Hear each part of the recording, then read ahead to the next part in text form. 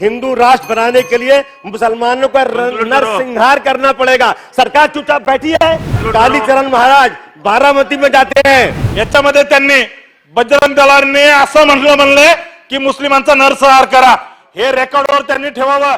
चुकीच्या पद्धतीने रेकॉर्डवर माहिती आहे अध्यक्ष महोदय, बजरंग दलाने असा विशाळ गडावर कधीही म्हणलेला नाहीये। कोण म्हणेल अशा पद्धतीने अध्यक्ष महोदय? राजकारणातल्या प्रत्येक अपडेट्ससाठी सरकारनामाला सबस्क्राइब करा आणि नोटिफिकेशनसाठी बेल आयकॉन प्रेस करा। अध्यक्ष महोदय, मैं राज्यपाल के अभिभाषण पर चर्चा करने खड़ा हुआ हूं। अध्यक्ष महोदय, जब भी इस हाउस के अंदर शुरुआत होती है तो छत्रपति शिवाजी महाराज, छत्रपति साहू महाराज, भारत रत्न डॉक्टर अंबेडकर साहब की सरजमीन है, यहाँ पर उनके वसूलों पर काम किया जाएगा।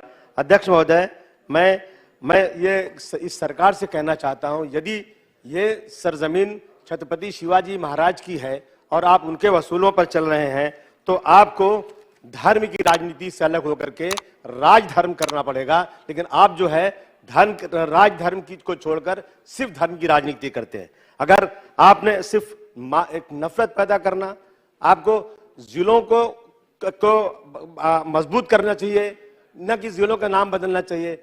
पूरे महाराष्ट्र में 36 जिले हैं, 36 जिलों में तीन नाम ऐसा है जिसमें लगता है कोई मुसलमान का नाम है। एक है अहमदनगर, दूसरा औरंगाबाद, तीसरा है उस्मानाबाद। लेकिन उसी पे जोर दिया जा रहा है। क्या उस नाम बदलने से महाराष्ट्र के जिलों की हालत सुधर जाएगी? क्या किसानों की आत्महत्या रुक जाएगी? नहीं, बिल्कुल नहीं। लेकिन सिर्फ और सिर्फ नफरत के पुजारी बनकर आप लोग इस देश के अंदर धर्म की राजनीति करके लोगों को परेशान करना चाहते हैं।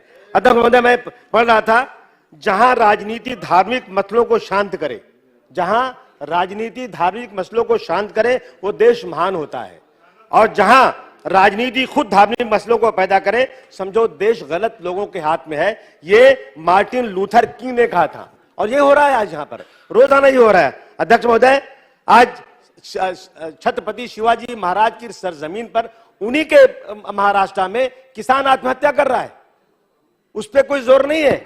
लेकिन आपको सिर्फ और सिर्फ धर्म की राजनीति करना है। अध्यक्ष महोदय, मैं 2022 की बात की जाए तो 1023 किसानों ने आत्महत्या किया, 1023 किसानों ने। यह डिविजनल कमिश्नर की रिपोर्ट है।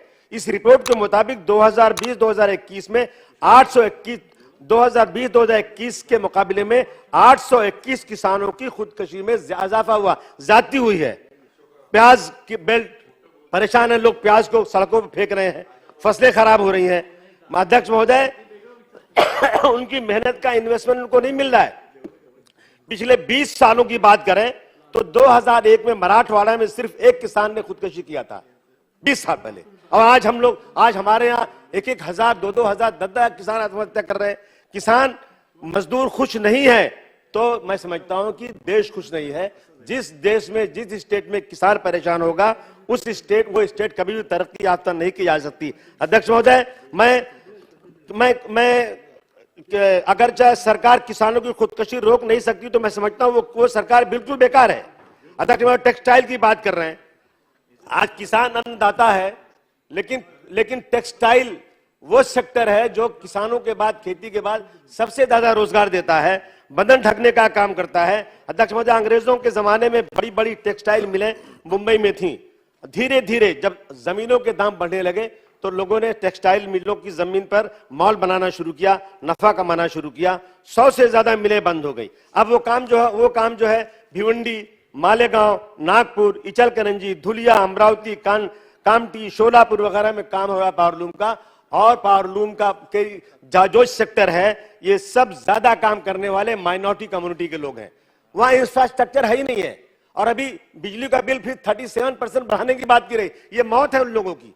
बार बार कहा जा रहा है कि पावरलूम सेक्टर की तरफ ध्यान दीजिए। सरकार का काम प्रॉफिट कमाना नहीं है, सरकार का काम बिजनेस करना नहीं है। सरकार का काम है कि देश के लोगों की किस तरह से सेवा हो, किस तरह से वो अपनी जान बचा सकें। अध्यक्ष महोदय, आज अगर उन शहरों में जाकर देखेंगे, मजदूरों के पास घर नहीं है, पतरे का घर लगाकर काम करते हैं। और जो मजदूर पावरलूम में काम करता है, 6 महीने में टीबी हो जाती है उसको, उसके बाल बच्चों के लिए कोई हेल्थ का स्कीम नहीं है। मैं मांग करना चाहता हूं कि सरकार को तुरंत उन बच्चों के पढ़ने, उनके बच्चों को पढ़ने के लिए, उनके रहने के लिए वहां पर जो हाउसिंग का बंदोबस्त किया जाए। बिजली का बिल बिल्कुल 37% जो बढ़ रहा है वो नहीं बढ़ना चाहिए। अध्यक्ष, मैं बार बार कह चुका हूं, जो लोग सीरियस होते हैं अपने जनता के लिए, मुझे याद है आदरणीय मिस्त्री मुलायम सिंह यादव जी 10-15 साल पहले उन्होंने जब देखा कि ये बुनकरों की हालत बहुत खराब है, तो उन्होंने कहा 24 घंटे चलाओ और सिर्फ 72 रुपीज भरो, ओनली 72 रुपीज,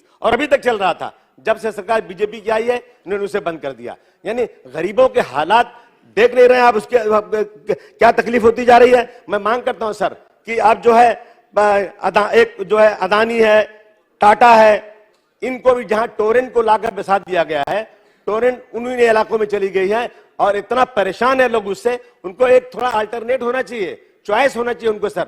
वहां पर जहां जहां अदानी ये टोरेंट है, वहां पर भी अदानी की, टाटा की, बीएसटी की इन बिजलियों को भी वहां चांस देना चाहिए, ताकि लोगों के पास एक चॉइस होना चाहिए। अध्यक्ष, में 2 मिनट अध्यक्ष महोदय, बहुत ज्यादती हो रही है इसके ऊपर।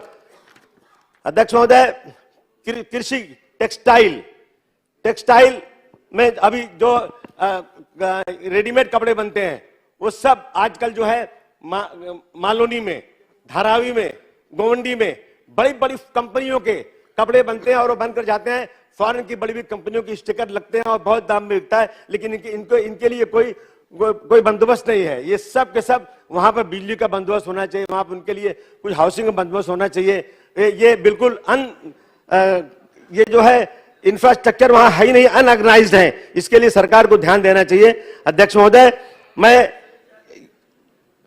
बिजली 2 मिनट सर, उनका बिजली पानी का वहां बंदोबस्त होना चाहिए। दूसरी चीज अध्यक्ष महोदय, अभी बात कर रहे थे यहाँ पर एक बीजेपी के महोदय, बहुत सर आजकल क्या हो रहा है, आजकल सिर्फ नफरत हो रही है।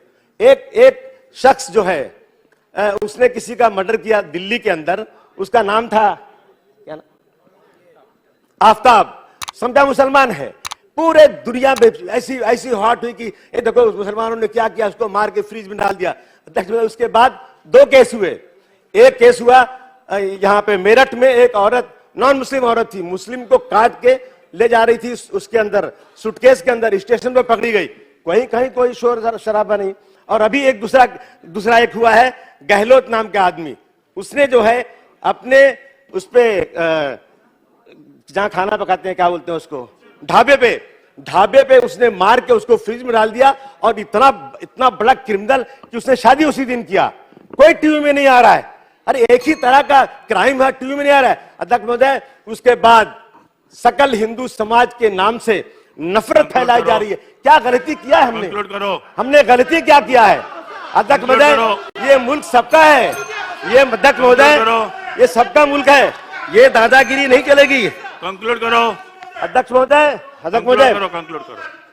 अध्यक्ष महोदय, महाशिवरात्रि की रैली में विशालगढ़ कोल्हापुर में हजरत मलिक रेहान दरगाह पे तोप बनाकर मारा गया और वहां पर तालियां बजाई गई। और वहां पर कहते हैं, बजरंग दल के मुनि कहते हैं, हिंदू राष्ट्र बनाने के लिए मुसलमानों का नरसंहार करना पड़ेगा। सरकार चुपचाप बैठी है, ये क्या मजाक बना हुआ है? मुसलमानों का नरसंहार करना पड़ेगा और हम यहाँ तालियां बजा रहे हैं। इन चीजों पर बिल्कुल रोक लगे चाहिए। अध्यक्ष महोदय, अध्यक्ष क्या हरकत है? आप बात सुनो। कालीचरण महाराज, अध्यक्ष महोदय, कालीचरण महाराज बारामती में जाते हैं। 13 फरवरी को कालीचरण महाराज जाकर बारामती में कहते हैं कश्मीर फाइल। अध्यक्ष महोदय, कश्मीर फाइल की अगर सच्चाई सुनना है तो सुन लो, जम्मू कश्मीर की पुलिस ने उसकी आरटीआई दिया है। ये सब जो है अध्यक्ष महोदय, सिर्फ नफरत के पुजारी हैं ये लोग। अध्यक्ष महोदय, इस देश की एकता को बर्बाद कर रहे हैं, इस देश के हिंदू मुसलमानों की भाईचारगी को ये लोग खत्म कर रहे हैं। मैं निवेदन करना चाहता हूं कि ये देश सेकुलर है, ये देश सेकुलर है, ये देश का संविधान सेकुलर है, इसमें हिंदू और मुसलमान, सिख, ईसाई सब भाई की तरह से हैं। लेकिन ये लोग हिंदू राष्ट्र बनाने के नाम पर। कंक्लूड करो महोदय। अध्यक्ष, मैं आखिरी में पूछना चाहता हूं एक बात, सिर्फ एक बात। अध्यक्ष, मैं सिर्फ एक बात, अध्यक्ष महोदय, जो लोग नफरत के पुजारी, मैं उनसे पूछना चाहता हूं कि PFI, popular front of India, उस पर बैंड लगा हुआ आप बैठिए ना बे। है, इसलिए लगा हुआ है। नहीं अध्यक्ष महोदय सुनिए, अरे सुनो, बात सुनो। अध्यक्ष महोदय सच्चाई सुनने की हिम्मत होना। बसा ना, हरकतीचा मुद्दा काय? बैठो, आप बैठो. अध्यक्ष महोदय, अभी बैठिए. अध्यक्ष महोदय, अध्यक्ष महोदय, माझा या ठिकाणी हरकतीचा मुद्दा आहे. आबू आझमींनी या ठिकाणी जे काही वक्तव्य केलंय याच्यामध्ये त्यांनी बजरंग दलाने असं म्हणलंय की मुस्लिमांचा नरसंहार करा. हे रेकॉर्डवर त्यांनी ठेवावं. चुकीच्या पद्धतीने रेकॉर्डवर माहिती येते. अध्यक्ष महोदय, बजरंग दलाने असा विशाळ गडावर कधीही म्हणलेला नाहीये. कोण म्हणेल अशा पद्धतीने? अध्यक्ष महोदय, एका संघटनेला, हिंदुत्ववादी संघटनेला बदनाम करायची सुपारी आबू आझमी या सभागृहामध्ये घेताय. बजरंग दलाने असं कधीही म्हणलेलं नाही. अध्यक्ष महोदय, हे चुकीचं रेकॉर्ड होत आहे. तात्काळ आबू आझमीने सभागृहाची माफी मागितली पाहिजे. बेताल वक्तव्य करण्यामध्ये अशा पद्धतीने त्या ठिकाणी कसं काय बोलू शकतात? बजरंग दल एक राष्ट्रभक्त हिंदू संघटन आहे. बजरंग दलाबद्दल अशी जर भाषा यांनी वापरत असेल तर हे चुकीचं. अध्यक्ष महोदय, बजरंग दल असं म्हणलेलं नाहीये. त्यांनी रेकॉर्डवर ठेवावं. अशा पद्धतीने खोटी माहिती कशी काय देऊ शकतात? अध्यक्ष महोदय, ते तात्काळ या सभागृहाच्या पटलावरून काढून टाकण्यात येऊ. अध्यक्ष महोदय, आम्ही रेकॉर्ड राजकारणातील प्रत्येक अचूक बातमीचे सर्वात आधी अपडेट्स मिळवण्यासाठी सरकारनामाच्या सर्व सोशल मीडिया प्लॅटफॉर्मला लाईक, फॉलो